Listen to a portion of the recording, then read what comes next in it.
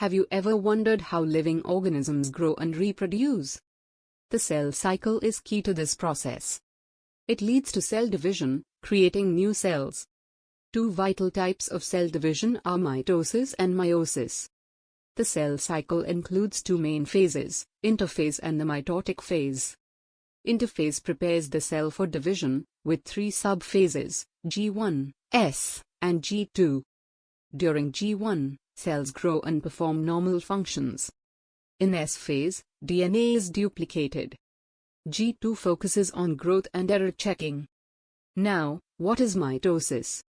This process divides somatic cells into two identical daughter cells. It includes prophase, metaphase, anaphase, telophase, and finally cytokinesis. Each stage ensures that cells receive a complete set of chromosomes. Meiosis is different. It occurs in germ cells to form gametes, producing four genetically diverse cells. It consists of meiosis 1 and 2. Meiosis I reduces the chromosome number, while meiosis 2 divides haploid cells without reducing chromosomes further. Mitosis aids in growth and repair, while meiosis ensures genetic diversity in reproduction. Want to dive deeper into the fascinating world of cells? Subscribe for more enriching content.